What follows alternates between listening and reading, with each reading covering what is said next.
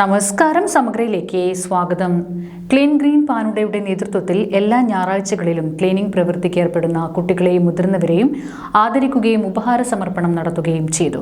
Thalassery sub collector Karthik Panigrahi IAS ഉദ്ഘാടനം നിർവഹിച്ചു. Clean green പാനുണ്ടയുടെ നേതൃത്വത്തിൽ എല്ലാ ഞായറാഴ്ചയും പാനുണ്ട ശുചീകരിക്കുന്ന കുട്ടികൾക്കും മുതിർന്നവർക്കുമുള്ള അനുമോദനവും ഉപഹാര സമർപ്പണവും സംഘടിപ്പിച്ചു. പാനുണ്ട അരയാൽത്തറ പരിസരത്ത് Thalassery sub collector Karthik Panigrahi IAS ഉദ്ഘാടനം നിർവഹിച്ചു. നാടിന്റെ ഏതെങ്കിലും ഒരു പ്രശ്നങ്ങളുണ്ട്, ക്ലീനിങ് മാത്രമില്ല, മറ്റേതെങ്കിലും പ്രശ്നമുണ്ട്, അത് ഏറ്റവും നല്ല രീതിയിൽ മനസ്സിലാക്കിയിട്ട് അത് പരിഹരിക്കാനായിട്ട് ഒരു കേപ്പബിലിറ്റി ആ നാടിന്റെ ആളുകളുടെ, പ്രത്യേകിച്ച് ആ നാടിന്റെ കുട്ടികൾക്കാണ് ഉള്ളത്. കാരണം അവരുടെ ഒരു ക്യൂരിയോസിറ്റി, അവരുടെ ഒരു എനർജി മറ്റൊരു സ്ഥലത്തേക്ക് നമുക്ക് കാണാൻ പറ്റില്ല. ഞാനും കുട്ടിയായ സമയത്തിൽ എൻ്റെ നാട്ടിലെ കുറേ പ്രശ്നങ്ങളായിട്ട് ഞാൻ നോക്കുമ്പോൾ ഇത് എന്ത് കാരണമാണ്, എങ്ങനെയാണോ ഈ ഒരു പ്രശ്നത്തിൽ എങ്ങനെയാണ് നമുക്ക് പരിഹരിക്കാൻ പറ്റും, ആ ഒരു ഫസ്റ്റ് സ്റ്റെപ്പ് എടുത്തിട്ടാണ് ഞാൻ ഈ ഒരു എക്സാമിൽ അത് പ്രിപ്പറേഷൻ ചെയ്തു, പിന്നെ അത് ക്ലിയർ ചെയ്തു.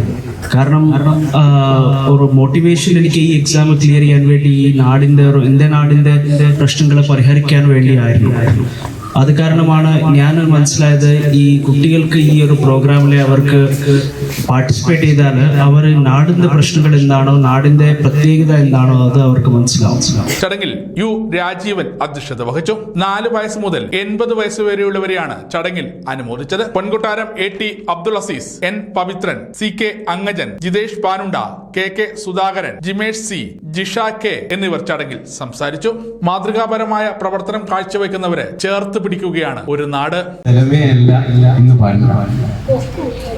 ഈ ഒരു മാറ്റത്തിന് കാരണക്കാരായ നിങ്ങളെ ഓരോരുത്തരെയും എത്ര അഭിനന്ദിച്ചാലും മതിയാവില്ല എന്ന് ഞാൻ ഈ അവസരം ഉപയോഗപ്പെടുത്തുകയാണ്. കാതിലോതാനാളുണ്ടോ, നിനവുണ്ടോ, നെഞ്ചുണ്ടോ, കനവുണ്ടോ, തീയുണ്ടോ, ഒരു ദേശമാകെ നന്നാകണം.